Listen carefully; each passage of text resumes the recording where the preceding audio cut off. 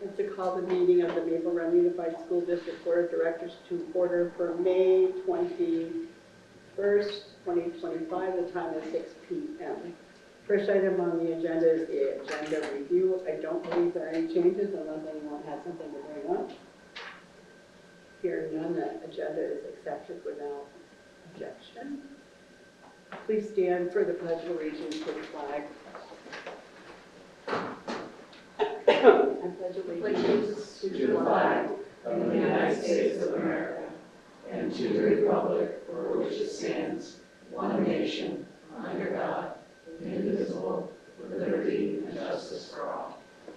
Thank you.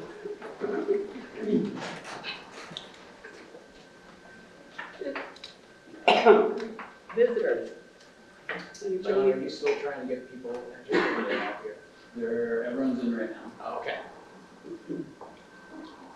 Anybody in the room want to speak?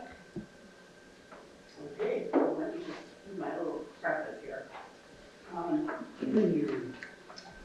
The public comment visitor section of the meeting is an opportunity for community members to address issues of concern about policy, budget, or administrative matters, or to share ideas about how we can work together to improve our schools. We value input and respect divergent views. We ask you to limit your remarks to 3 minutes per topic and refrain from airing grievances with individual members of the school community, including respecting the privacy of the students and parents. Those attending remotely may type their full name in the comments section if they wish to speak. During the meeting, the comments will be disabled. So, Mike? Thank you. Mike Campbell from BFA's social studies teacher. And I just want to explain what's on the wall there comes from all 5 schools. Within a 24-hour period, we responded to the letter we read from the 4 superintendents situation in the Senate bill that was their version of H.454 that was coming through. And people wanted voice, they wanted to speak, they wanted to support the content of the letter and support our Franklin County and across the board. So we had 10-minute meetings at the school where we kind of got them up to speed with all the particulars that are listed there, plus Vermont and aid specifics that we had from our things, and we had union, non-union, any adults that work with children in the building were invited to sign. And it was a little difficult to get them made this morning and then get them to all the schools and then get folks to sign. So it's I didn't want to make perfect the enemy of good. We wanted to be able to give people as much voice and agency as they could, and also have them allow them to show support for Franklin County and this district and the bigger Franklin County. And they were thrilled. They were energized. They were given email addresses to contact senators, and they were given the phone number to be able to do that.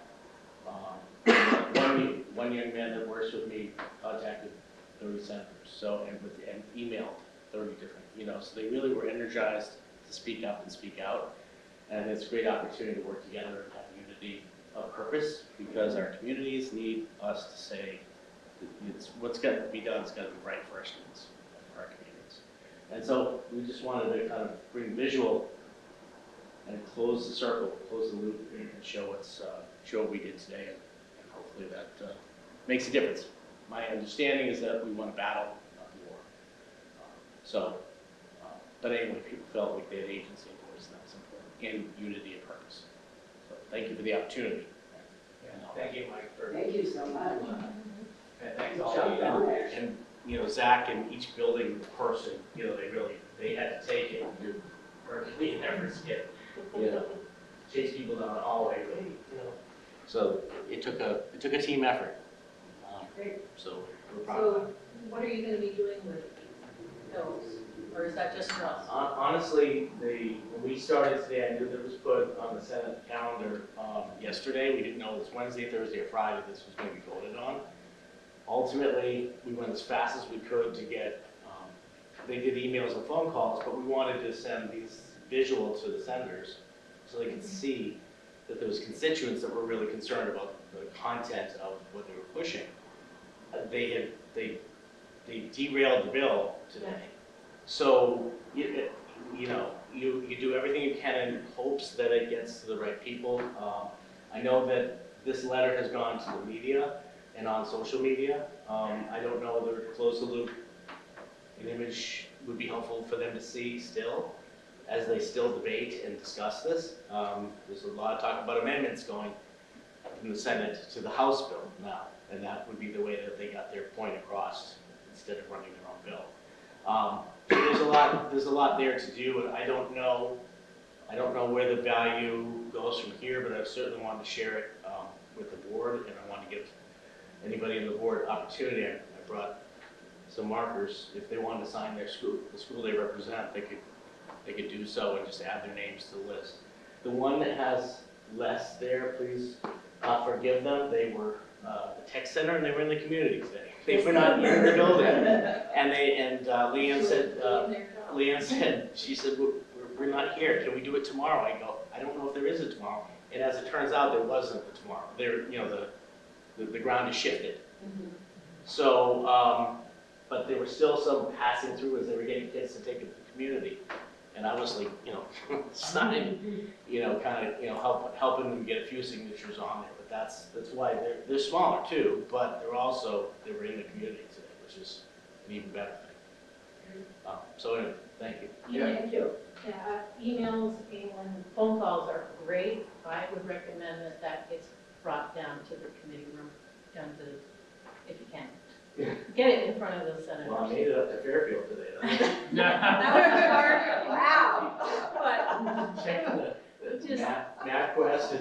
hold them to their feet to the fire, but yeah, that's good. Well, across the state, folks, Yeah, many communities and educators, it was part of an effort across the board, and this was our little corner of the world with our superintendent's letter to back it up and support that piece. So it just came together and worked, and that's what that is what we do. That is what we should be doing, and the more we can do that, the more successful our students will be. so I thank you for doing that and for the letter. Thank everybody for us, although we might send out a thank you to make sure people hear it. We can figure it out. Yeah. Okay, is there anyone that is remote that would, excuse me. I apologize. Zachary Kelly. I live in the town, but I also teach at St. Albans City School, instrumental and general music. And to just piggyback with what Mike has said, I was given the poster by Mike trying to travel to all the buildings halfway through the day. It was halfway through all of the staff lunches. And so they didn't have an opportunity to take the time out of their duty-free lunch to go sign. But we had between 30 and 50 members sign after school. They stayed after school for that 10-minute meeting because they cared about it and they believed that this means something. And many of them have already sent emails, have already made phone calls. A couple of them said that they weren't satisfied just calling their representatives and the representatives here, the ones where they live or the ones that in the district that they teach in, but also they felt the need to reach out to the governor and let him know that he's making a mistake in pushing for this as well. And I think that speaks to not only their character as teachers and staff members, but as a caring community that knows this isn't right, what's being pushed isn't right for our community and we can do better. That it will impact many of the wonderful things that we have going on here, like the tech center potentially being able to be out in the community as often as they are, unable to sign that.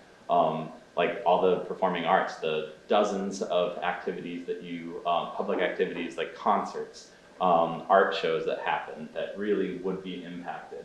And so it's really neat to see that many people eager to sign. Janitorial staff, support staff, any person that works with students that has direct contact with them was more than happy, more than willing to sign and reaching out to their friends and say, hey, if you can just stop in Zach's room for a moment. And it really did show. So, thank you. Thank you. Anyone else in the room? What about folks online? Anybody wish to speak? No volunteers yet. Okay. All right, we'll move on. Next item is the consent agenda. We have minutes, media packet, and of course our annual work plan. Does anyone want to pull anything out for discussion? Hearing none, the consent agenda is accepted without objection. Reports to the board. The first item is student board representative report. Do we have Jacoby here? Good evening, everybody. My name is Jacoby Soder, and I'm a junior at Bells Academy in St. Albans, and I think I know all of you all.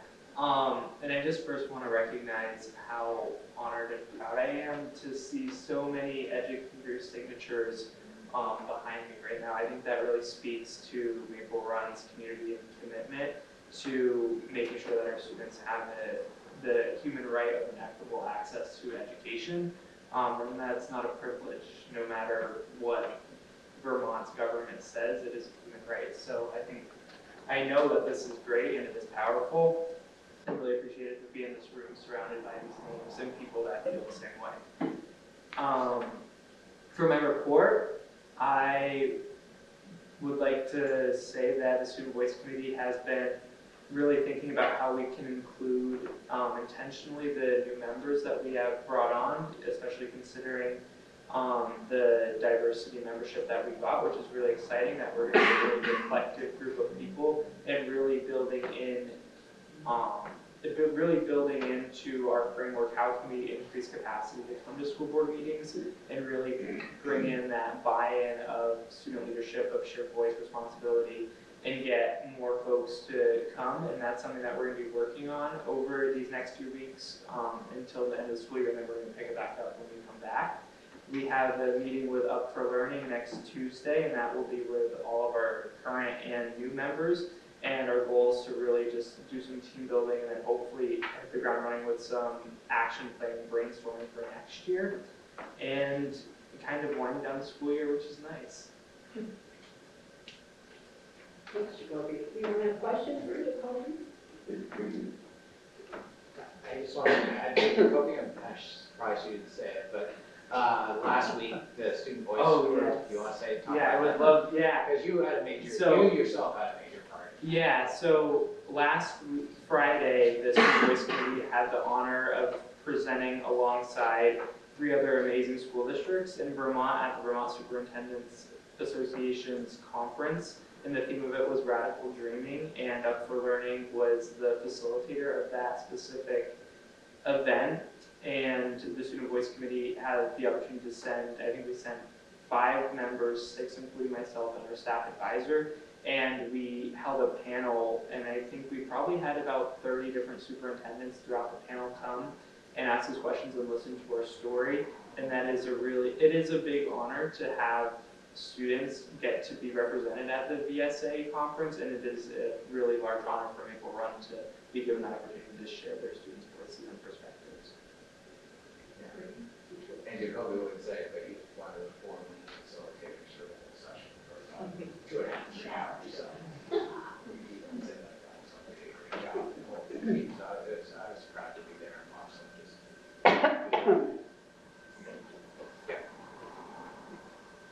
Jacoby, what do you want to be when you grow up?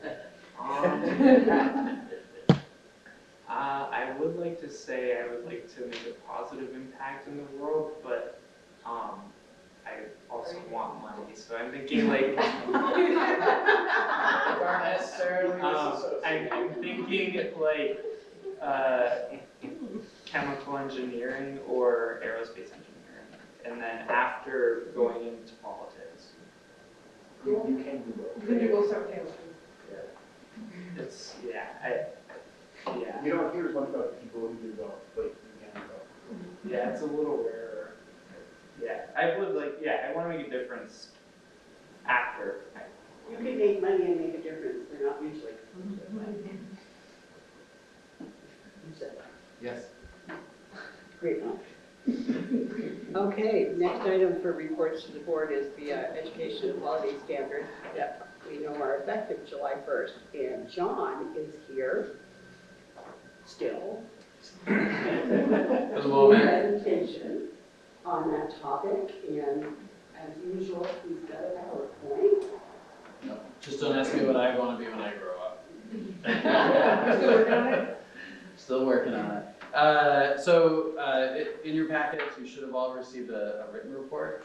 But for our time and to aid the conversation, I've thrown together a couple slides that walk through all the same information, and I will just share something was shared with me yesterday from a colleague that I included, and that is not actually in your written report, but it's related. It's a nice way to frame some of what this change is going to look like for us.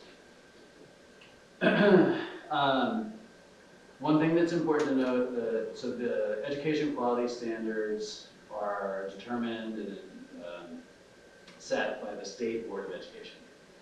And they have the legal authority to make and set these standards, and they review them regularly. I think the last time these were reviewed was 2018, but actually the last time there was any really substantive change was 5 or more years before that. And so the emphasis on this change, there's lots of material in here, but the overwhelming majority of the changes are related to what the board considers critical equity measures that they want schools to take into account. And so those changes include, most notably, anti-racist and culturally responsive and inclusive practice training for all staff. They're using that lens to review basically everything that happens in schools. And they're doing that with the context. They're also stating something, and this is something I've shared with the board, that we have established here within the district, that support and equity measures don't mean lowering standards. We have, as a district, have actually always approached it from the opposite viewpoint, which is that being rigorous and raising standards for all students and supporting all kids to reach those rigorous standards is the most equitable thing that we can do. And it is really nice to see that at the heart of these new standards. As part of that, and I'll come back to this in a minute, there's a real focus on evidence-based practices by educators. And I have some examples of what that looks like that we can look at. But there's also a focus on the integration of lots of related content across the curriculum. There's a special focus on social studies, but you can see especially this focus on identity and perspective taking across all curricular areas and grade levels. There are some changes that apply to student support services, but again, you're going to be seeing that the trend is equity and inclusion. The way that these apply to extracurricular programs has changed. So we'll have an impact on us when we look at the full scope of our extracurricular activities, most notably the summer programming. And then there are some other kind of specific feedback or specific pieces related to feedback and data collection. And actually we're in very good shape when it comes to this. We are already tracking all relevant data. We've shared publicly with this board and in other venues that we've made great progress in reducing or eliminating equity gaps, which is a positive thing to share out. And our reporting system has recently been updated and thankfully basically already meets the requirements for student and community component. So this is really hard to see. I'm gonna pull the teacher move and get up by the screen. I will send this out to everyone so that you have the whole presentation. But when you look at these are all of the instructional strategies that are at the heart of the change in the education quality standards. And if you group them, and so this is work I have shamelessly stolen from a colleague, I can't take credit for it, but what they did was actually map these to common ways that schools approach the work. And so you can see this whole yellow section is around culturally responsive teaching, right? And the standards, like if you look at the instructional practices up here, the first one is examining your own identity and bias, or modeling and setting high expectations for all students, regardless of a student's prior academic experience, family background, socioeconomic status, disabilities. and promoting respect for student differences. So these are all things that we would lump together into this responsive practice or culturally responsive instruction. But you see other things that we've talked a lot about as a board before: universal design for learning, showing up in several places, project-based learning, proficiency-based learning, social-emotional learning, trauma-informed practices, and restorative practices. Those terms should be pretty familiar. They've come up in reports to the board ad nauseum over the last 2 years. So we, as a district, are in very good shape for the majority of this. This yellow area is where we'll have to do the most updating and looking across the district to ensure alignment. It's not that it's not currently happening, but it hasn't happened on the same scale as the other areas. So hopefully this is a helpful framework to like contextualize some of the changes in a way that would actually impact kids or our practice in the buildings.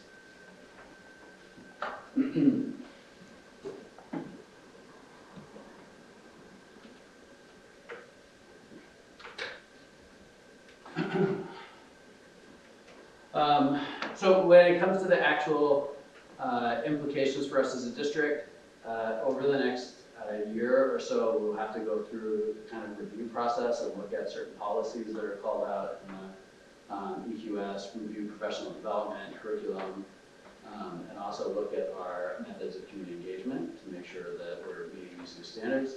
I'll share, even though they take effect July 1, the common rhythm of change that comes with things like this is slower than you would anticipate. So we will likely not see guidance from the Agency of Education for several years. So we are still now receiving guidance from Act 173, which was coming into effect when I started here 4 years ago. So it is not a quick process to implement any of these across the state. And we will likely make moves that the agency then, through guidance, will have us correct or change at a later date. And that's kind of to be expected and part of the process. I'm not saying it's ideal, I'm just kind of setting expectations as to what that process looks like. John, can I just ask a quick question? Certainly. Can you go back one? For the blue area, right, the transparent community engagement and reporting. So with what you just said, I hear that it's not all, in writing and ready to be handed over. I was just wondering if that piece, in terms, because that would go for all of the sections, just in terms of what they view equitable communication to families and communities looks like. What does that look like? How do you do that, right? Not just making sure that we're not just sending things online, or are we mailing things? Have they kind of operationalized what that would look like and what the best practice is for that? So they haven't. There are some things that when you read them in the document or in some of the supporting documents that they've linked, that will allow us to reasonably predict what some things look like. And this is an area, so there are some specific mentions of the success of Act 139 and the literacy reporting for communities. So we haven't talked that much about it because we were already in compliance with all of it before Act 139 took effect. But that's been a major lift for a lot of schools. Most schools have not been reporting out the data that was coming either on an individual level or a school-wide level from valid and reliable literacy assessments. And so Act 139 moved the whole state into alignment with what our prior practice had been, which was using those valid and reliable assessments and communicating the results, not just to families, but also on a community-wide level.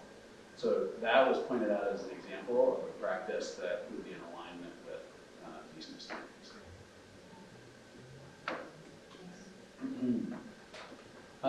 So there are a couple pieces that we've talked about as a district to help guide this work.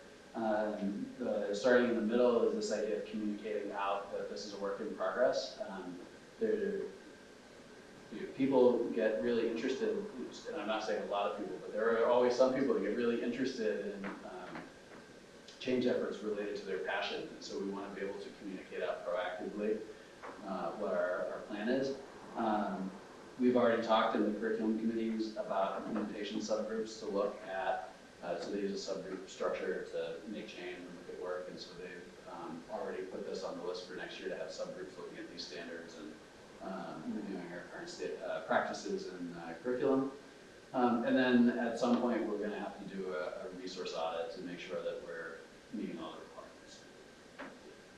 I think that is my little, oh no, sorry, I have a little more. Just as a reference, the full text is available. The full text is not actually the most interesting thing. The links from the full text to other documents is actually where you'll learn the most about it. So for example, if you're interested in the equity pieces that go with this, or the culturally responsive teaching pieces, there's a link in here to the IRIS standards, which is what the state has used to articulate that. So they don't talk too much about it in their document, but if you click through to the IRIS standards document, you can actually learn a whole lot more about what that might look like for us.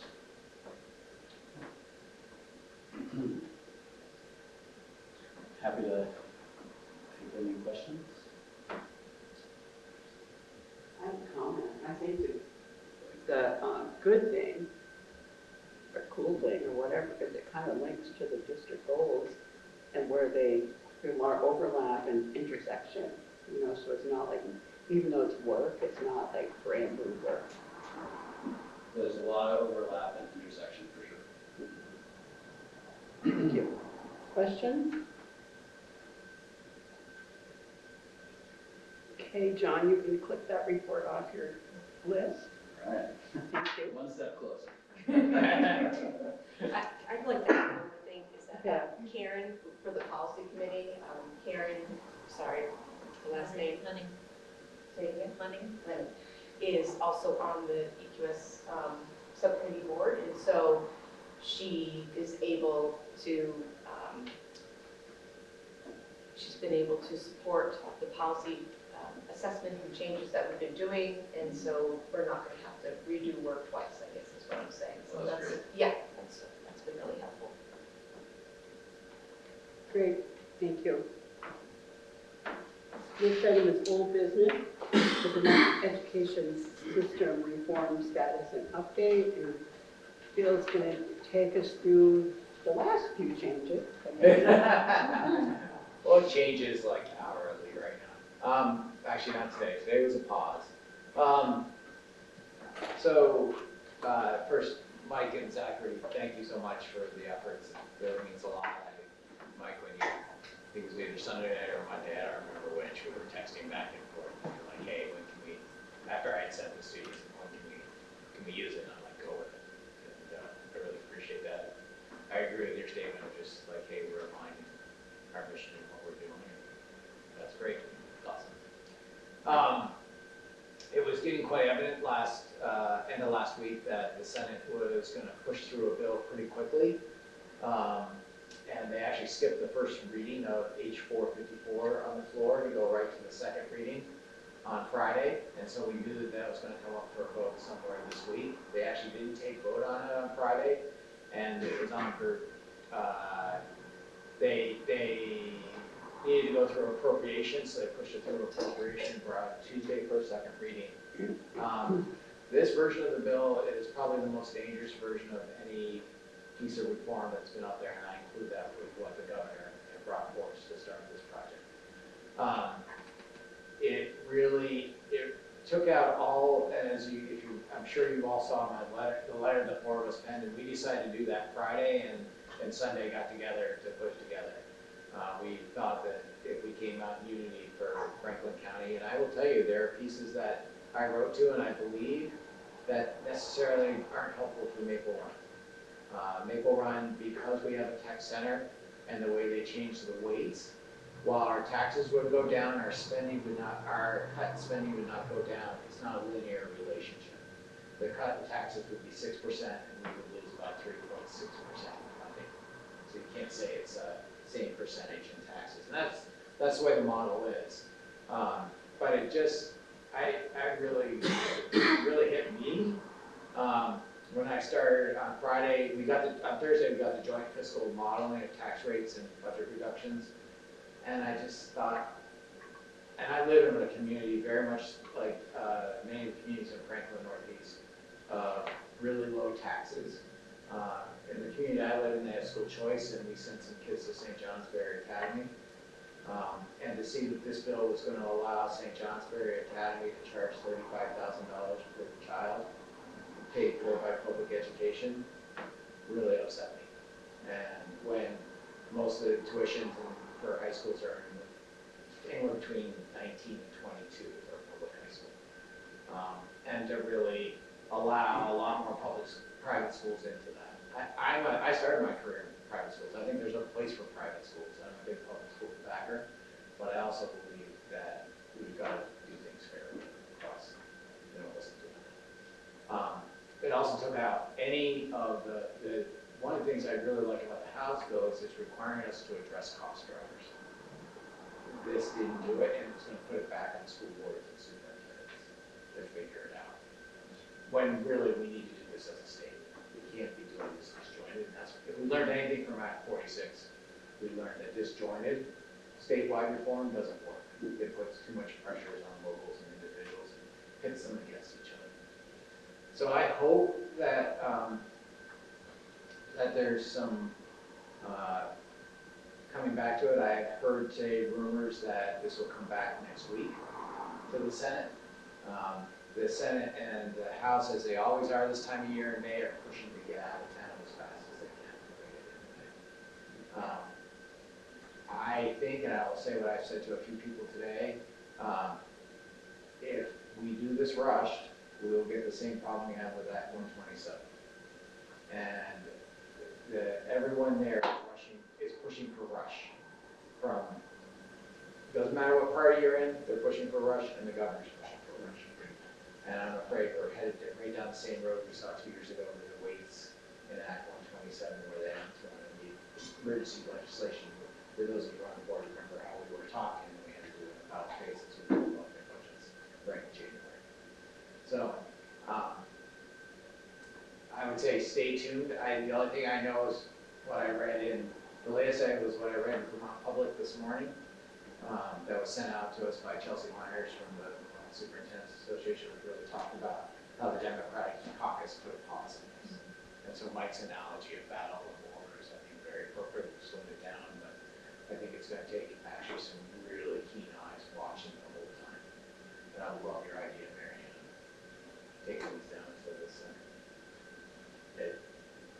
I really think finance and corporations is where it should be, not so much Senate Ed. But Senate Ed is, Make copies. when you look at who's on Senate Ed, I think that's already destined where they're going. And so, and I would ask you to reach out, not just to your senators, but to your representatives. I've had some great conversations with some of them in the past 48 hours. I don't know how much I was able to sway them, but they were listening.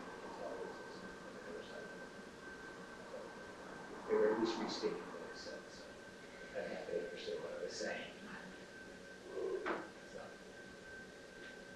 that's what I have for you right now. Take any questions, any concerns.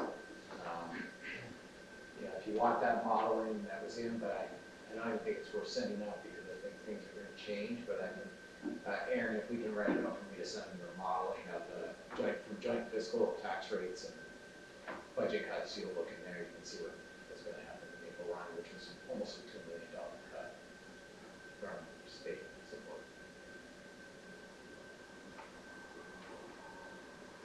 Now, in terms of actually tracking where this goes, I know the legislature website, you can type in H4, you can see where it is. Yeah. Is there a reliable way of finding out when it's scheduled to be up for a vote or discussion? It's complicated.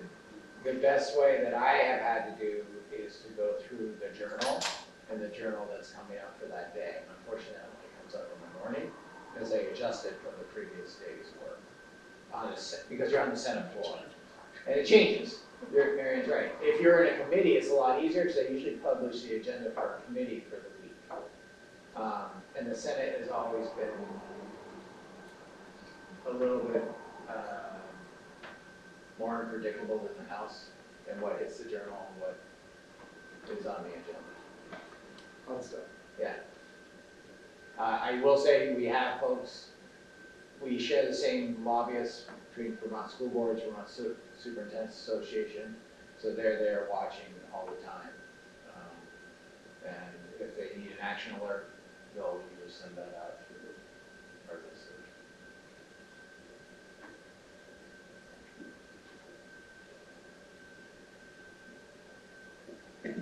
Is that for that? Sounds like we are. Next item is old business, 7B. I need a motion to approve the following policies for adoption.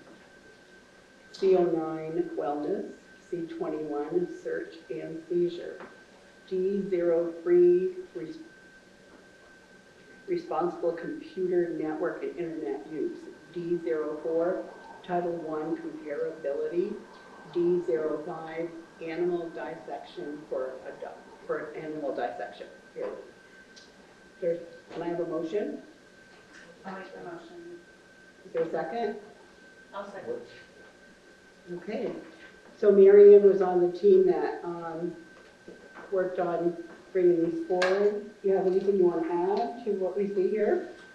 Not really. Okay. We looked over this and went over it and sent it to you guys to look at, and we're ready to move forward. Positively. Okay.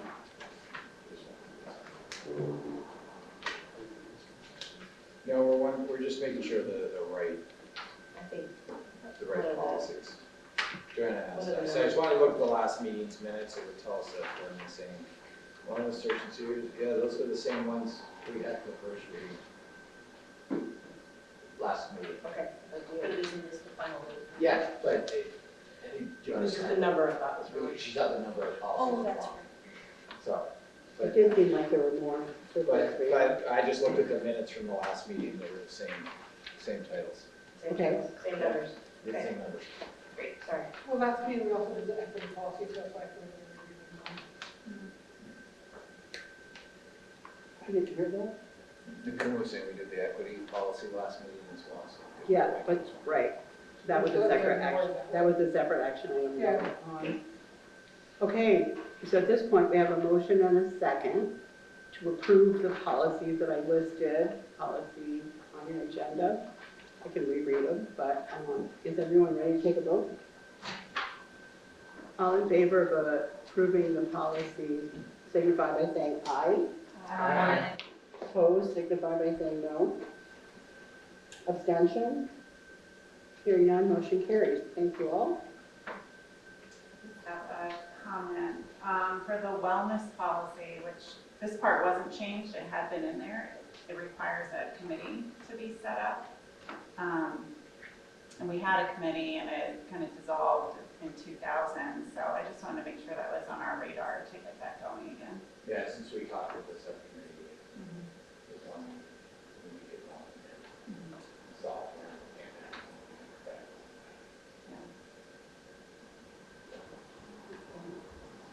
And thanks to the policy subcommittee, are there still policies moving forward to the policy subcommittee? Okay, appreciate all that work. All right, next, yay. So, this is the tricky part for me. So we met last time and we reviewed our district goals and what we had for strengths and places to grow. And then we went through and ranked them in order of priority, I guess I'll say. You have that sheet that is a table that has the goal, the places to grow, and the board member indicated numbers. You know what I'm talking about? Mm-hmm. Okay, so if you look at the first 6 of them, there were 9. For the first one, 8, and then 8, and then 8, and then 5 and 5. So if we look at those as being sort of the ones that rise to the above of the top of the list, that doesn't mean the others aren't important. That just means we seem to have gotten a few more tick marks, I guess, when we looked at it. So what we need to do is look at those items and link them to the action items on the strategic plan. So you also have in your packet the strategic plan. And the way it's set up, they set them up in such a way that you have that sheet that has the action steps and also has resources needed and evidence to measure success. So what we need to do is tie all this together and try to come up with one action step per goal so that we're not trying to boil the ocean, okay? Like that we're trying to do what we think we can do. And when I say we, that means the board is directing the MRUSD staff and leadership to make this happen. So we could try to do this tonight here for a few minutes, but we could try to do one. Bill, help me with this, how we can show an example of how we can approach this, okay? So everybody knows how to kind of attack the problem. So let's take the first one. It says need, the first one's actually probably one of the harder ones. Bill and I kind of workshopped this together to see if this process would work for the board. So as we look at the first one, need more information about students' improvement across all levels. So that's obvious. It says the goal is rigorous academic expectations. So we would take the action plan from rigorous academics and say, okay, which one of the bullets on the left-hand side does that most link to? And this is probably the hardest one. Say that, Marianne? No, the third one. The third one, yeah, develop a district that will high expectations for all students so every student can meet their rigorous goals. And that's where we came to, and it said, well, how do you get to that? Well, what the board says is we need more information about students' improvement across all levels. So that's what we're talking about, and I said to Milda, what I could see is that John and I talked about this, and the central office administrators, when we give you the dashboard, we wanted to make it as simple as possible to connect with. But you lose, with the way we've been doing it, it's just the percentage of kids at grade level each time. You lose the variability if you said, so how were the kids that were proficient in the fall, and how are they doing in the winter? So you're starting to do cohort analysis instead of just individual. And so that was it. When I hear from the board, that's our places to grow. I would link it into that third one and say we just need to disaggregate a bit more in our reports to the board, and those 3 times a year. And so part of the reason for doing this is I want to be really clear as your superintendent, like, am I linking this to the right places where the board intended us to be working in such a new plan? Because the last thing I want to do is feel like, oh, I'm interpreting it some way and I didn't check that with the board before we go and do the work. So when I work with the staff, with everyone else, it's like, okay, we're clear from the board in their direction on the places to focus on. Doesn't mean we won't focus in others, but this is where the board has said. And so that's how I would do that first one. Does that make sense? And what am I missing in my explanation? So that's what the exercise is, what he just did, right? Is to look at the goal and look at the action steps and tie it together with the strategic plan. Once you do a couple, it sort of makes sense. I have to admit, I talked to Bill for quite a while about this because I struggled with trying to make the connection, but What if we let everyone take a minute with the next one? sure. So the next one would be the consistent policies to address bias and behavior issues. And, Yes, that's right. and then the places to grow part was more info about, need more info about. So committee to work on that student code of conduct, what the messaging of expectations and high accountability across the state is. So we need to understand what all that means and what the action step would be. But there's 2. That would be the next one, yes, but I think we need to take kind of one at a time. No. I think Together? you're saying something else. What do you mean by 2? I'm saying that Oh, 2, excuse me. I There misunderstood. are 2 goals that both received 8. Right, but we're gonna do each of them. There's actually 3 of them. But where would you put that, more info about where would that link in there? It's actually not, this language is so close, don't read too deeply into it. First one, right? So that second one, it's not that hard, but I just wanna make sure we have an agreement, right? So if you took the next one that says, how do we enlist more buy-in from the community? So it's training stakeholders and Yeah, train the stakeholders, yeah. Well, it could also be 1 as well, Yeah, one of those, yeah. which are convening a team of community members. Right. So should we just let everyone kind of go down to the 5s? You and I had talked about stopping at 5 Yeah. because that represented at least half the board. Right, yeah. Not that the others aren't important, because I'm going to tell you, you're going to get some updates on some of the others that we're already working on as a staff. And then, so we should give everyone a couple of minutes work for everybody. You might have questions as to what we're going to do.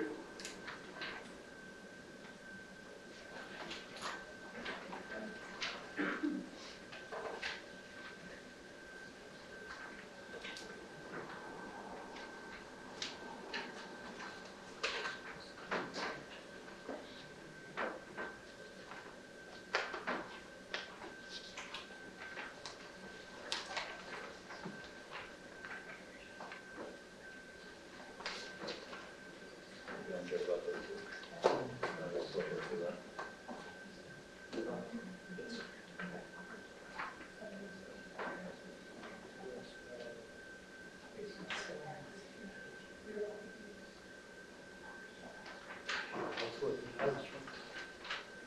Yeah, I just looked at it, right here.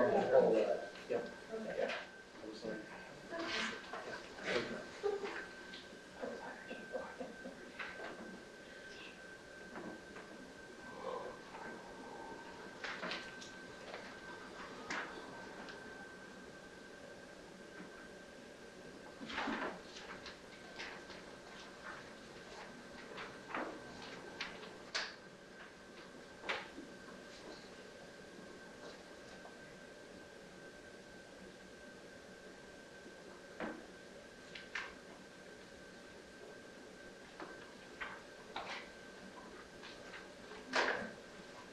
yeah, this one's on, yeah, it's gonna be this. Support services.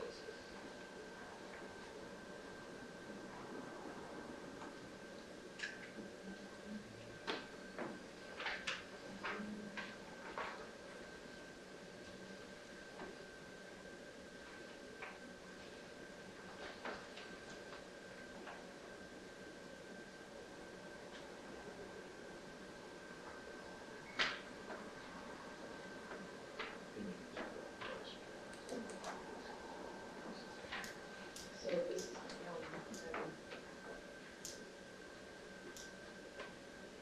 it's further down. It's on another, I think it's not. Are we just not doing it? Right.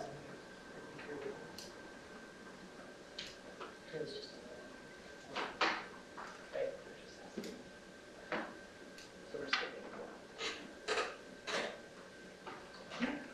1. Anybody ready to make a connection for us?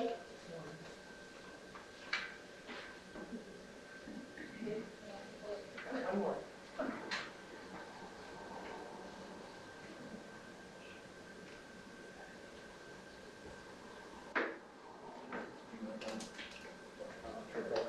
I've got plenty of them, so.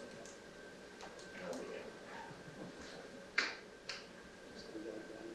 Yeah, he's Yeah. 1 and 3.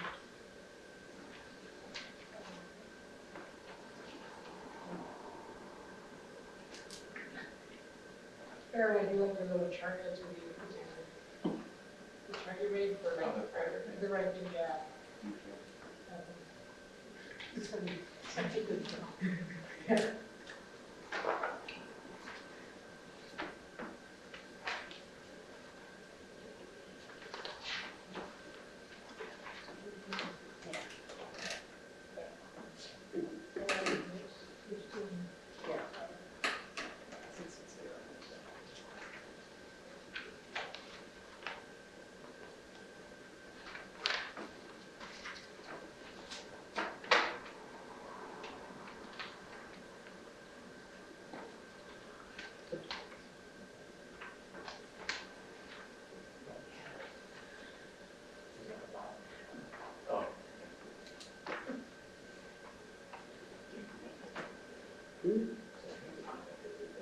Okay.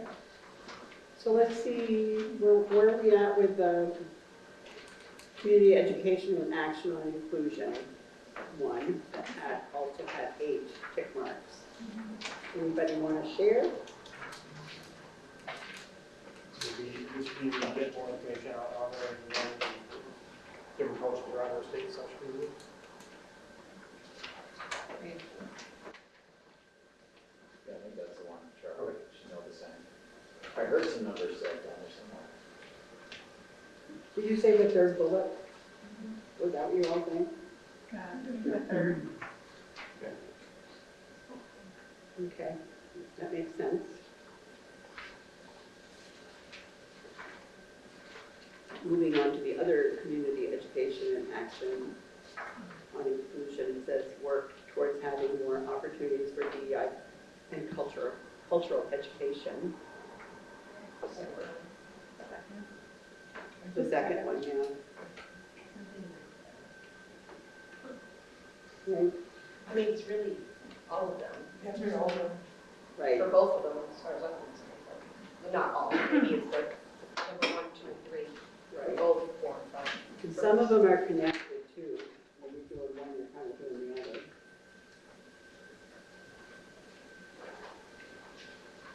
Yeah. Okay. Somebody's recording these, I hope, in a way that we can. Yeah, we'll give you a nice little table that says, Thank you. here's the work we've heard. And then the last one is support services for students and families. I had 5. And we had a place to go with website navigation. We had quite a lot of discussion about that one. I said 1 and 3 for that one. Me too. Bullet 1 and bullet 3. Yeah. Everybody agree with that? Yeah. Good. So, Can I talk about next steps? sure, I would love for you to talk about it. So we'll take this and create a goal sheet for the board, so you have it, that you kind of, and please, rest assured, the other ones that you identified aren't going away, but I wanted to have something pretty concrete when I was talking with Gilbert to bring to staff. I think you'll see some nice alignment with this that's in our revised objective key results and success measures. The leadership team has just finished that for next year, and we'll bring you that at the next meeting so you can see all of that. You can see how that. Yeah. You have your, can you just go over what you checked for them so I can make notes on my sheet? Yeah, I heard people say for the rigorous academics, action step 3. For constant policies to address bias and behavior issues, I heard 1. For constant, the next one, how do we enlist more buy-in from the community, I heard 3. For get more information, honoring, learning different cultures around our state, I heard 1 through 3. For community education on action and inclusion, I heard 1 through 3. And for the website navigation, I heard 1 and 3. Perfect. Thank you. Joanna? Joanna? Yeah, I guess I'm left feeling a little disappointed that there's not anything for our opportunities for family and community engagement. And then there's 2 for, 2 others. And so I'm just wondering if there's room for us to consider that. So one of the things I've learned over my career is that we try to do everything, we don't do anything. We just don't get to the depth. I think that we're doing some of, I think that's one of the things when we roll a strategic plan, we're going to do work in some areas and we're getting through all the plan in 5 years. I think there's, when I look at those things, I think that I know there are things that we do in the opportunities for family and community engagement. And we'll be bringing you a list of what's happened this year, one-way and two-way communication. In the next meeting, we'll talk about the report. Just needed to say it. Just feel that it's pretty rudimentary, you know, our issues are. So, starts with communication.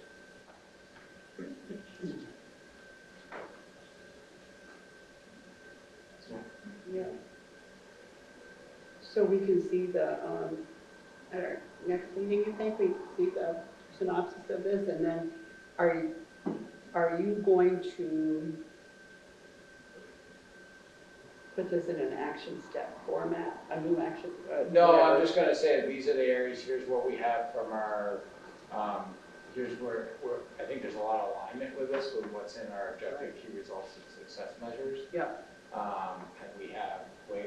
And we're working here Tuesday as a leadership team about how we're making that happen for next year, down to concrete scheduling and concrete work that we're doing with the staff. Right. So how do we get to the point in this process where the board can identify that this has been done? Well, you know, Yeah. not tomorrow, obviously, Right. it's gonna take time, but what are gonna be, we have to get those key results, what does it look like, right? So that's where you get your monitoring reports that Okay. happen, that come back, and this is the step we did this, so then we could create a schedule of reports back to the board. Right. And so these are our new board goals. No, they're not new board goals, you still have the same goals, you still have the same strategic plan. It's the focus for this year. Okay. We're not changing the goals at all. Okay. We're not changing the work. It doesn't mean we might not work in some other areas. What this is saying is, This is our assessment. this is our, you know, we said these are the places we think we have the most goal for places to grow from the, Okay. and then what all you do is pick a couple areas. Great. We deliberately limited you to a couple because we wanted to say, okay, it was like, as Nilda said in the last board meeting, it's like the dot exercise. Yeah. We only gave you two. Yep. And you put them up there, and this is where it came, and people sometimes said three, great, we put it together. It's not saying we aren't working on other goals, it doesn't say we're not doing other things, it's, I heard this, we wanted to make a calendar, and we said we'd get through this, then to be able to say, okay, what's the reporting section? You're still gonna get a report on all 5 goals, as we did last year. But for this year, we feel like these are the highest priority areas to do some work. Right. All the 5 district goals. Yeah. And so I was differentiating between district goals and board goals. Yes, yeah, this is all district goals. Okay. Yeah. Great. Thank you. So what I think is important about what we just did is that, not just what we just did today, but this whole series of things that we did around this, is that the board did this. This is our work. We came up with a list of what we want to happen, rather than have it presented to us and us, blessing it and stuff. So that was our ownership, and now we get the opportunity to watch it come to fruition. I think the other comment I wanted to make about what you said to me, I think these are more fine-tuned and granular, if that makes any sense, than what we have, it's a little more focused. All right. Well, great. That was wonderful. Next item is new business. And, go ahead. We've got the, never mind, Did I that's skip going to something? Yeah. personnel item. Oh, that's yes, I did executive skip session. something. So we have a personnel item, and as you know, all personnel items end up going into executive session. And what I'd like to do is pool our executive sessions at the end of the meeting, because we're going to have another one coming up here on new business B2, when we'll have a finding in a minute too that we have to do that. So, new business, A, support for new staff. We have an attachment A, pay, and I think, Becky, you're taking the lead on this?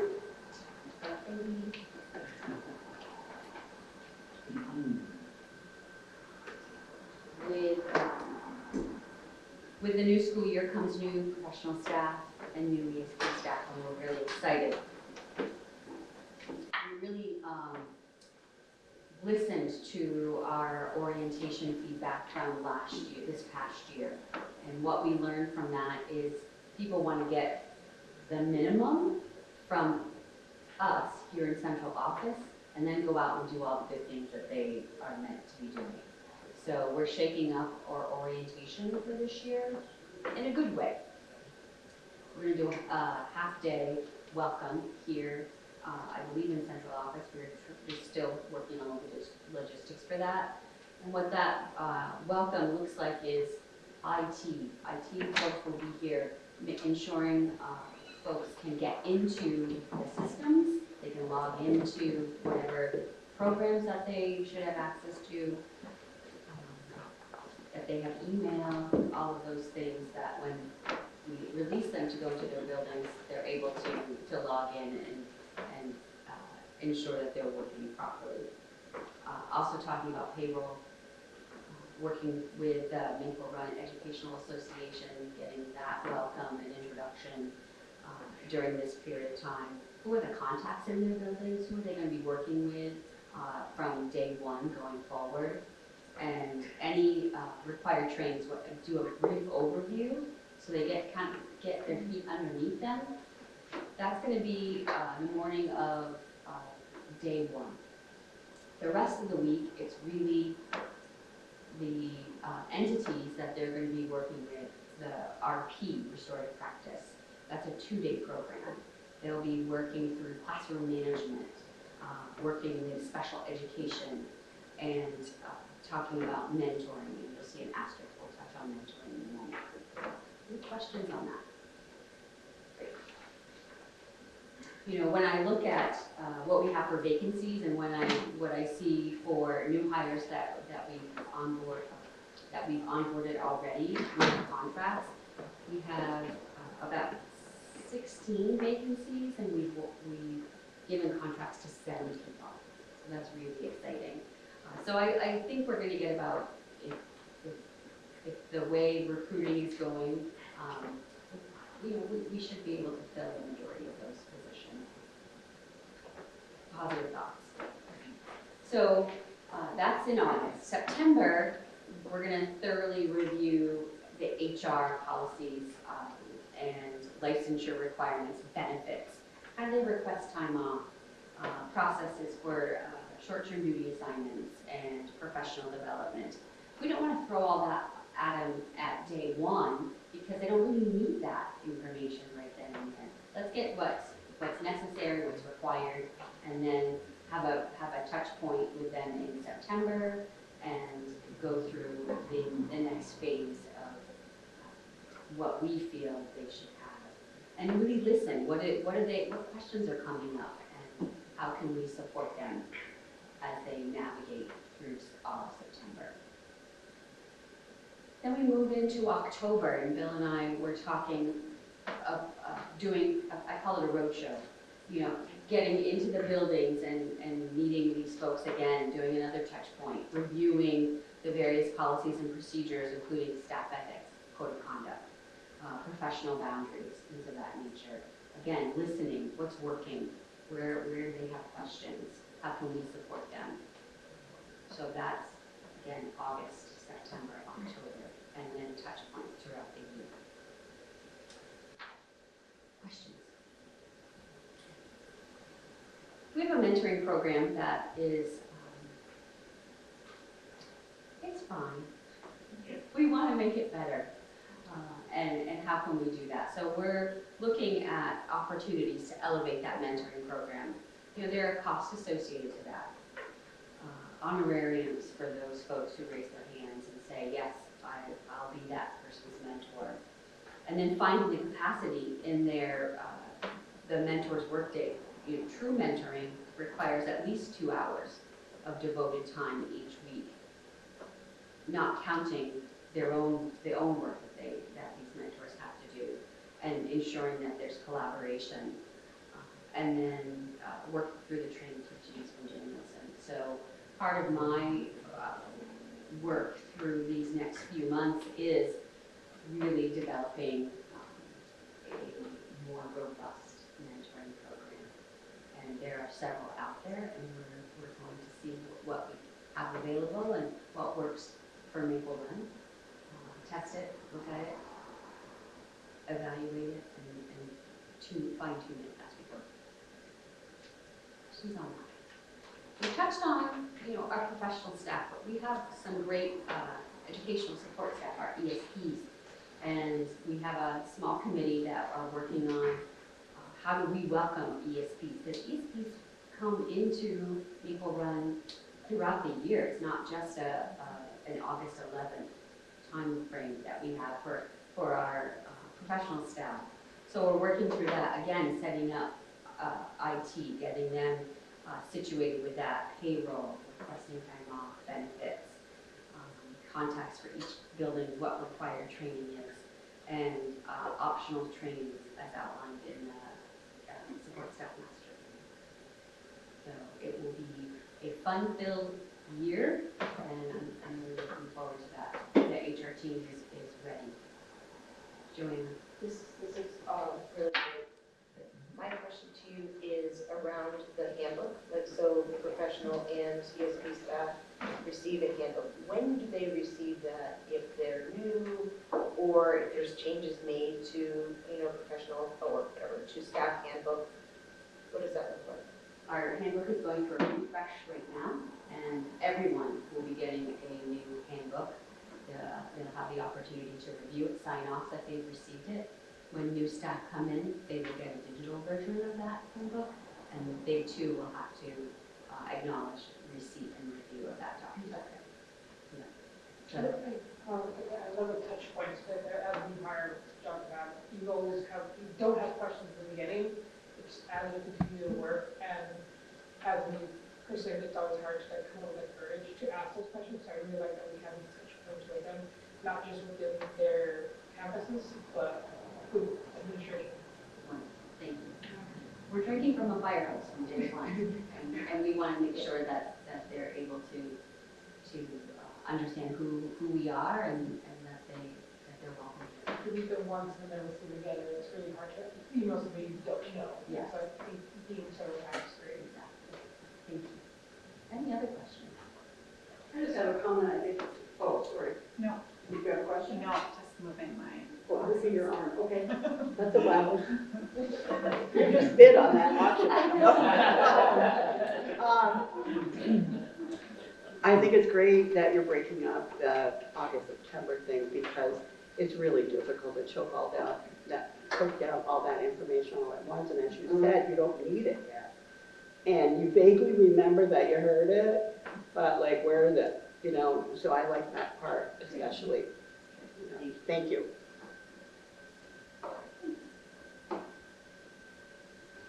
Anybody else? All right, so moving on, we're going to go to the new business B, education support professional side letters. These are action items, and we're going to take the first one first. So I need a motion to approve the clarified language for optional training opportunities for education support professional side letter as presented. I have a motion for discussion, please. I'll make that motion. Is there a second? Second. Okay, discussion. So I think Bill and Becky are going to present this to us. Yes, and working in the association, we agreed that we would have optional training. And in the language in the contract, it said it would happen on parent conference days. And after looking at the calendar with the association, we came to a pretty quick agreement that the days they actually fall in, we've had very low attendance. And that there was better days during our in-service days to do that, so that parent conference, the first one is the day that we have for in-service on that is the Monday before Thanksgiving. And then the middle of March, there's a parent conference day. As many of you know, we do parent conferences throughout the week, and we use that day as a way to honor the work that people are doing it before school and after school throughout the week. And we're having district in-service where districts have where the teachers have option days where they get to choose their training they'd like to do. I should remember the days, and I just blanked on it. I know one is the day after Martin Luther King, but the first one's in October. The 23rd. Yeah. So the October and that, and the day after Martin Luther King Day in January. So the association said, hey, let's just we can move it to there, and there'd be more options, because there's some trainings that can be used for teachers who would be students now. So this is just taking the language of the clause that was in there to occur on parent conference days.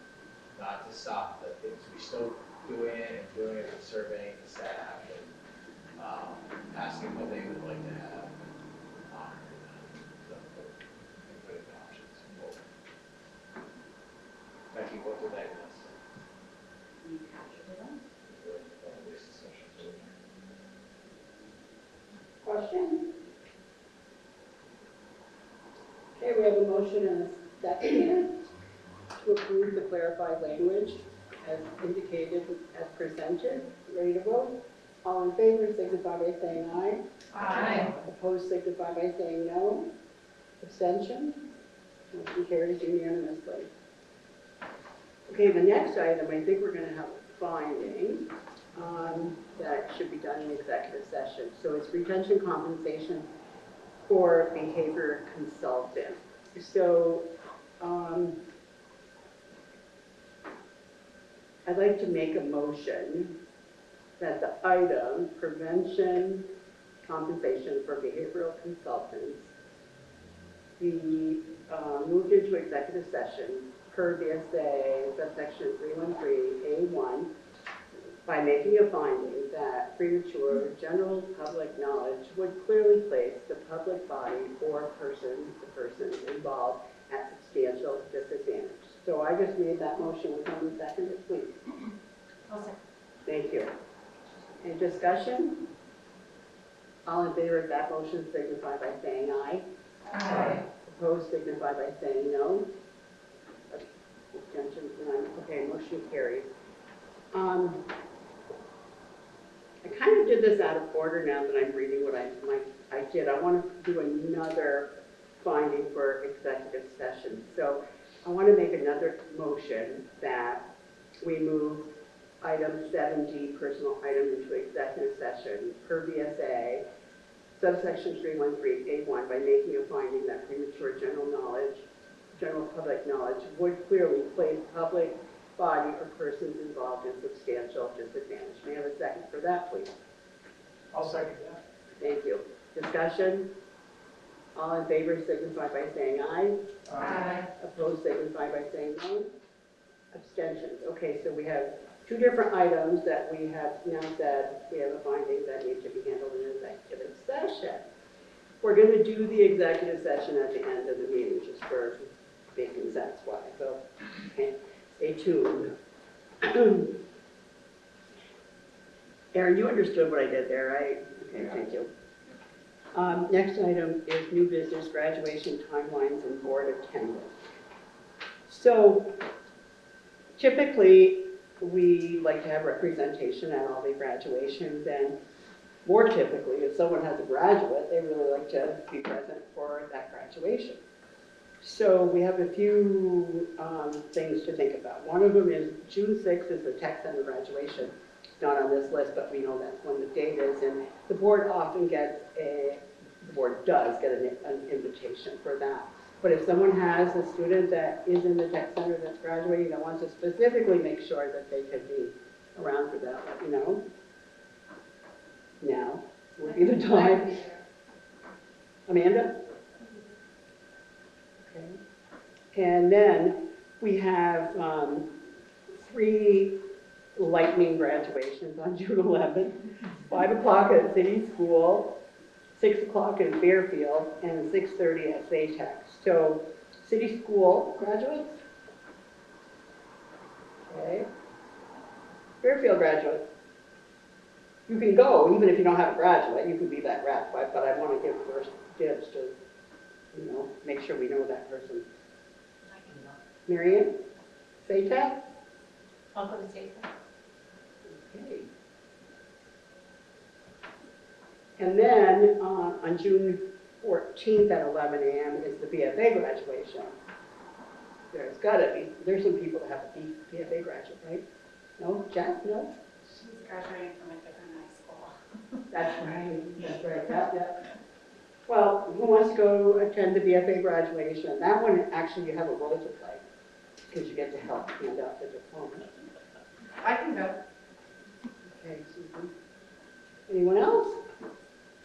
RSVP at a later date to check our schedules? Sure. Just email me. Jack, are you going to say something? Yeah, I was gonna say, I typically go to the tech center night, and I go to the high school graduation. And I sometimes go to the city school.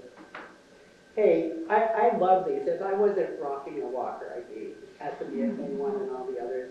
I would probably go to the 3 that I just mentioned, if that's okay. Okay. So, Can I just mention something about BFA, 'cause it's a little different than the other one. okay, go ahead. At the BFA graduation, for those who haven't been there recently, if we have multiple board members, Teresa does a great job of splitting up the alphabet and having different board members there to congratulate the graduates. So, I've gone the past 2 yeah, years. you've There been wasn't been a, years, yeah. 3 years, so I'm not going to volunteer to do this. Something else. I just wanted to let people know that. Yeah. wanted to go. That's a good, they just started doing that. Yeah. The last night. It's been great. All right. So, next item is the board meeting schedule. So, we have a June 4th meeting that normally would be here, but apparently we're doing some painting and renovation here at this building. Everyone that works here is very happy. So we have to move that meeting. So we're going to move that meeting to St. Albans City School if there are no objections in the room. Is that okay? Thank you. Next thing is July 16th, 2025. So it's my dream that we don't have a meeting in July at all for the board. Dreams come true. And so, now there's a caveat to this. If something were to happen that is important, we have to have, a meeting. And we can do a meeting with a 24-hour notice as far as warning the meeting. But for now, if all are in agreement, we'll bag the July meetings. Yay! So what will we do for August? So August, good question. Right now, We've got 2 meetings now in August, right? we have one scheduled. We have one scheduled, that's August right. 20th. Yeah, that's not on this agenda, but what we've done in the past, and I think it works, is to have a meeting a couple weeks before school kicks off, right? Because we don't want to have it after school starts, because it sort of defeats the purpose of that meeting. And once again, the caveat is, if we need a meeting, we'll have to convene. But typically, we can do pretty well with June meetings, and then no meetings in July, and 1 meeting in August. Okay, so no meeting the first week of August. No. Right, it will be August 20th. Okay, just making sure. Okay, and then the next thing is August 1st, which is Yom Kippur, excuse me. And so we don't want to have any evening events in 10-1 and 10-2. So we currently could have a meeting on the 8th, the 15th, and the 22nd. So if we have 2 meetings, we could go 8 and 15, or we could go 8 and 22. If we did the 8 and 22 of October, at least we're not having meetings 2 consecutive weeks in a row, which probably makes more sense. I'd say 8 and 22, because there's actually another week between the 22s and the end of the 5th meeting. Yeah. We'll get ourselves back on Yeah. schedule. Yes. So are we good with the 8th and the 22nd for October? Yep. All right, thank you. And we have a meeting scheduled for January 1st, 2025, but we need to adopt our budget probably before that. So right now, if we have a meeting on January 7th, we probably also need to have a meeting on January 14th and bag the meeting on the 21st, just to have the budget approval done within the correct time frame. Does that work for everybody so far? Because I'm sure y'all have your schedules Yeah, for my that. schedule's really full. Maybe the budget will go super smoothly and we'll be done by the 7th. Thank you so much. Yeah, sure. Yeah. If that happens, we'll only have 1 meeting in January. All right, thank you all. Next item on the agenda is the warrants. And, Board education session. well, I'm sorry, I wrote so much on my paper, I keep losing stuff. All right, so you have in your packet the list of what we said we were gonna do, and in gray highlight what we did. So we moved some and added student supports, governors, education reform, and graduation rates and flexible pathways, based on the needs that were happening in our, you know, in our meetings and stuff. And looking at the ones that still need to be done, if that list still makes sense. You know, I kind of chuckled when I saw budget on there, because didn't we get educated on the budget for like a year? Yeah. You know, so, you know, do we need a special budget education meeting at this point? Because I think both Bill and Brianna did a great job talking us through all the steps of everything. So my recommendation would be to kind of scrap that one for now, but we'll get it every day, every meeting anyway. As far as the rest of them go, does anyone have anything they want to comment on or add or whatever? Or is this still a good list and we just carry on with the list, knowing that something will pop up and we'll probably need to change it around? Yeah, I mean, I feel like John has done such a great job explaining all of the professional learning, like that's been part of Yeah? monthly reports anyways. So I don't Oh, I know. thought you were going to say you should come back and do a professional. If you miss us. I'll come to the July meeting. Good call. Excellent. It's at Nilda's house. Yeah, yeah, the alcohol will be provided. So any other commentary? I don't know how other people feel about that.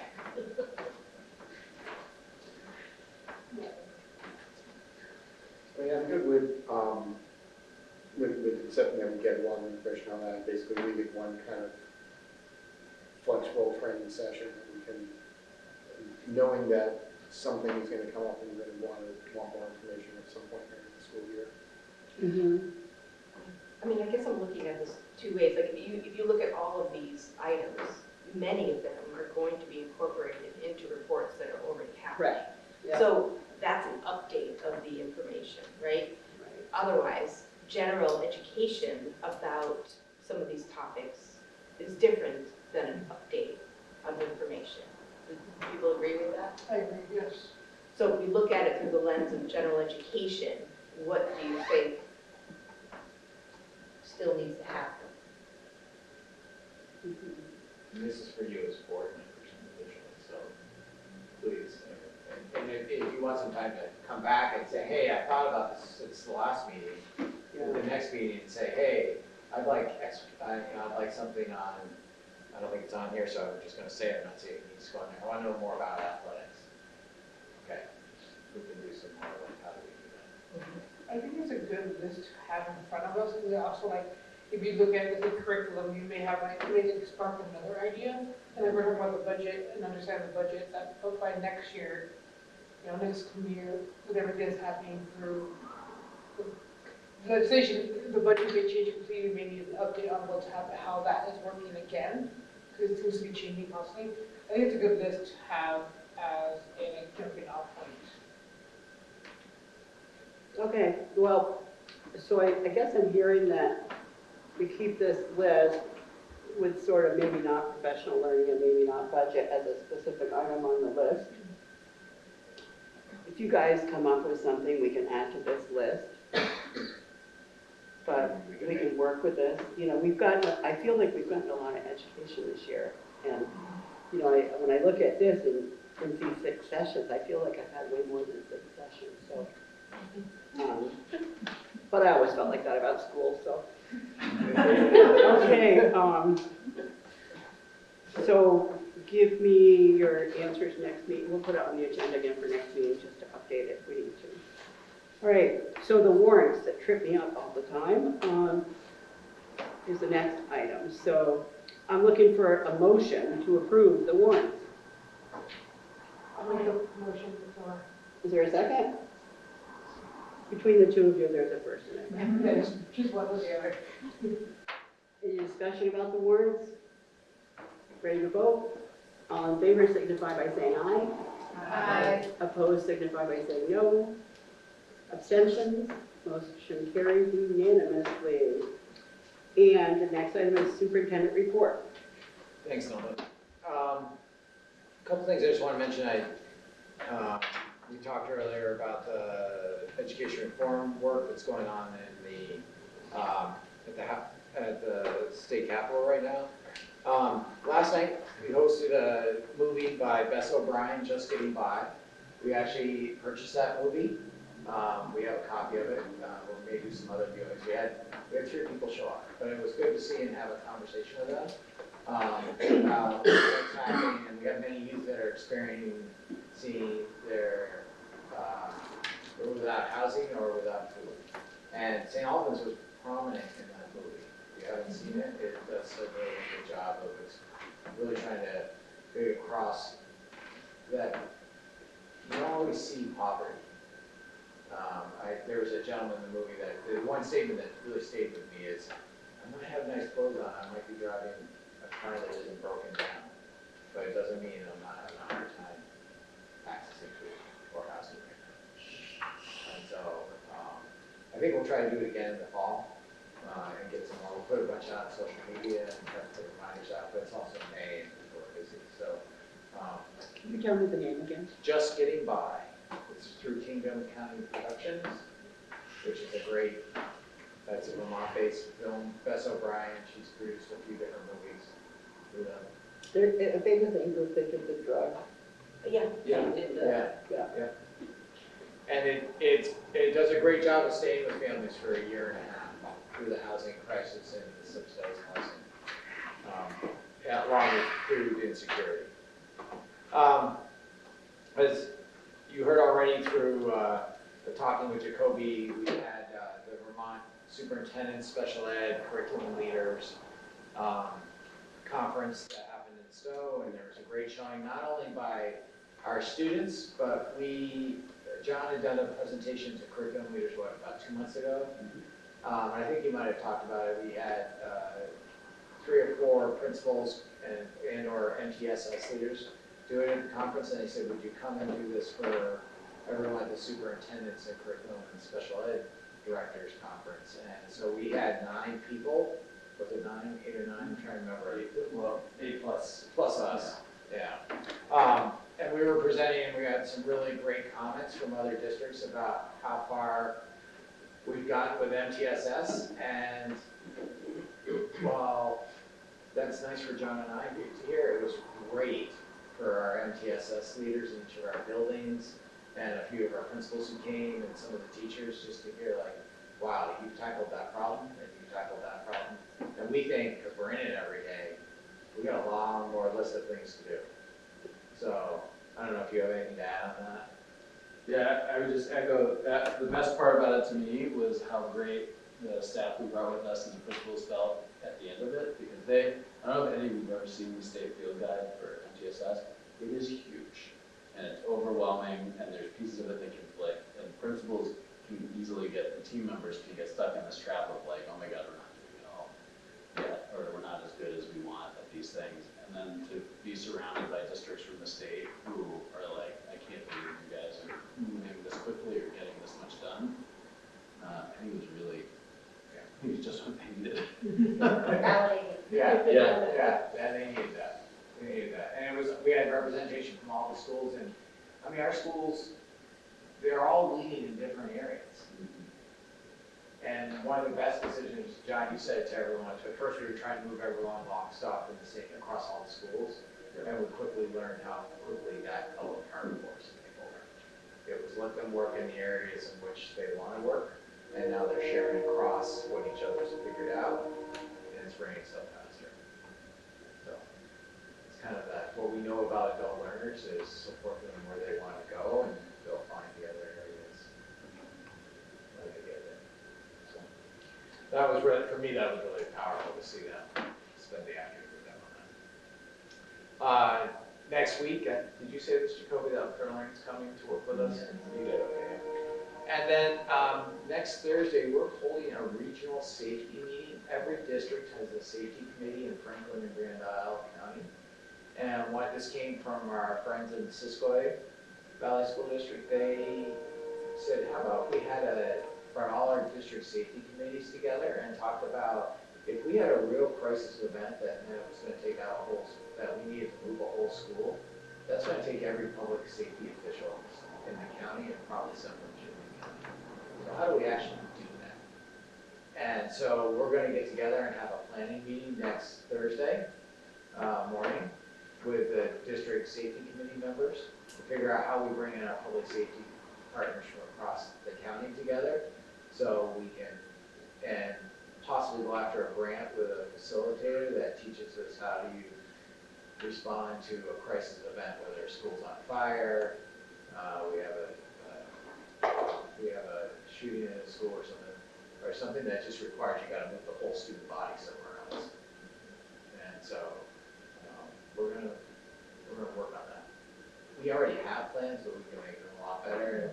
The big, Julie Reginald, I want to thank, I think it was Steve Message that said the story, it was like, hey, if we really have to do this, it's gonna take like, and we've heard it from Homeland Security actually, like, if you have one of these, you're gonna be pulling every public safety person in the state.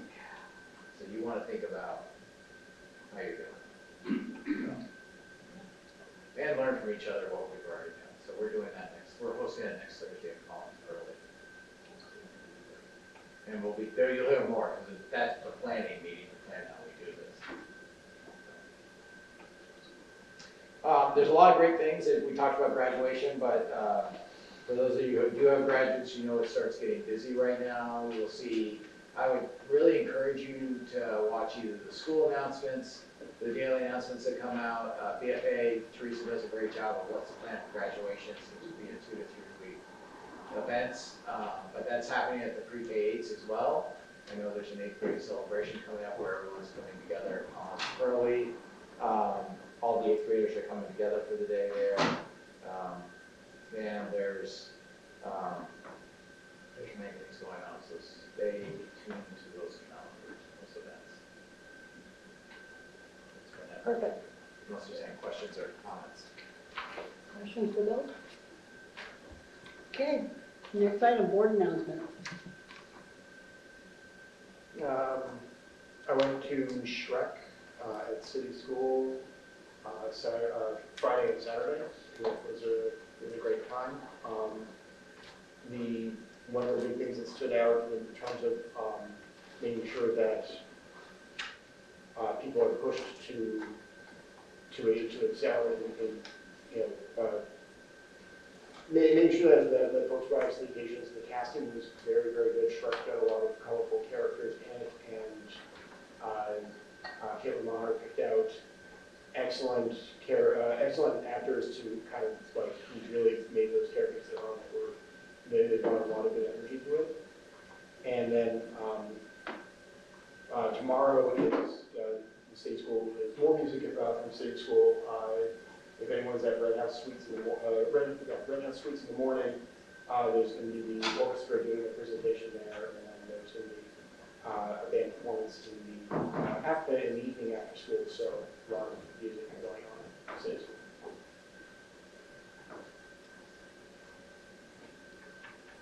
Anyone else? Plan for board obs and good lead-in.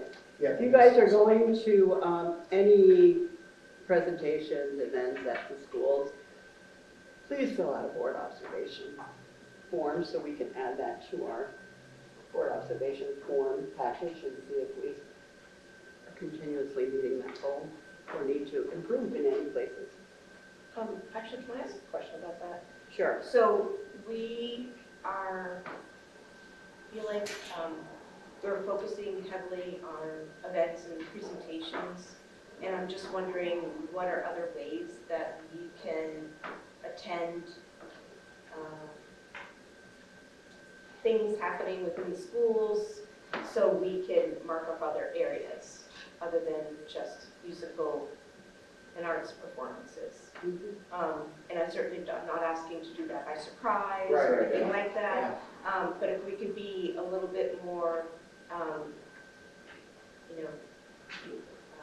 purposeful about how we could do that, so we could observe other areas. And I think that would be great. Yeah, I think we should all think about that and see if there are any other places, especially if it's a sort of a public kind of thing, right? Or even if it's not, if we're invited, I mean, somebody could go. I understand there's confidentiality Right now, issues no, to think yeah. about, but I would imagine there's some Oh, ways there's that some we can things, figure it out. I can think of some things right now. Yeah. that can happen. Great, thank you. But I want to ask my colleagues on the leadership team and say, what do you think? That this is something the board would like to see how we're doing. Agenda items for future meetings. I expect you guys to just let us know when those things come up as we go along at the meeting. Anything we have to put on those right now? Okay, so next item is we need to go into executive session. Can I ask Mike a question just first, because I'm assuming he's not going to wait for No, I executive session. suppose. Go ahead. Can I just take a picture of them for each one before you take them down? I was going to actually take the picture and allow you to use them in whatever format Yeah, you want. I just want to make Otherwise, I sure. don't know where. Yeah, what I just we want to would make sure do we're physically. doing that. Yeah. Yeah, so. Because I can physically get them to someone. I want to tell my colleagues to sign the letter with me. I'd like them to see it. I didn't know how that would work for you. I want to give you this many options. We just want to capture it Yeah. in So picture. that would be great. So if that's- Yeah. If you want to get more signatures, I could potentially volunteer, I think, Friday morning to run that down to Montpelier. We certainly can get more signatures. I was Again, thinking remember- NCTC specifically. Well, yeah, they were feeling a little bit bad, but they were doing such a good thing. It was like, and we didn't want to make perfect the enemy of good because we, as it already played out, it went faster than we could even, Absolutely. get it going, so.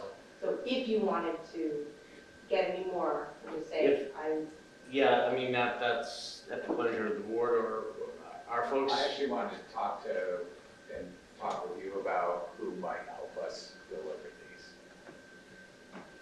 Yeah. About some of our folks that do the work down there. Sure. Yeah, sure. They might know the There's best a lot, avenue. yeah, I wanted to open opportunities as opposed to put it down land. That could still, both things could yeah, still well, happen. I was just. And thank you for that. So at least if I could walk away with pictures, that would be good, and then we can figure out best next steps. Yeah. With what's coming at us, we don't know what the next thing that we're gonna do is gonna look like. Yeah. We know we're gonna do something, but we're have to probably, but, you know. Like I said, Yes, I brought markers. Should we sign the NCTC one? Well, you could do that, and you could sign the school that kind of represents. we represent all the schools, right? Exactly, but sometimes folks, No? yeah, have I agreed, understood, well said. All right, so there's just a variety of colors here that I grabbed from my classroom, so anybody could. But I will point out that Fairfield has the smallest population, but one of the most signatures. Maybe We not. want to vote for executive session and Well- decide if we go. When are you going We to? could do the vote while they're, at least the vote. Yeah, sure. I can help figure out which ones are which, but sign anywhere you want. Yeah. Okay, I'd like to make a motion to move old item 7G, personnel item, and new business item B2, retention compensation for behavioral consultants, to executive session. I think we already did that. No, we had the finding that they fit the criteria to go Oh, into okay. executive session. Now we're going to actually go into executive session. Oh, all right, that's all right. According to VSA subsection 313A1. I need a second. I'll second. Thank you. We need a vote. All in favor, signify by saying aye. Aye. Opposed? Say no. Abstentions? Motion carries. We'll be in executive session as soon as everyone autographs the posters. Okay, we're out of executive session at 7:55. Need a motion to approve the retention compensation for behavior consultants, education support professionals, side letter as presented in executive session. So moved. Is there a second? Thank you. Any further discussion? All in favor of the motion signify by saying aye. Aye. Any opposed signify by saying no. Abstentions? Motion carries unanimously. Is there any other business that needs to come before the board?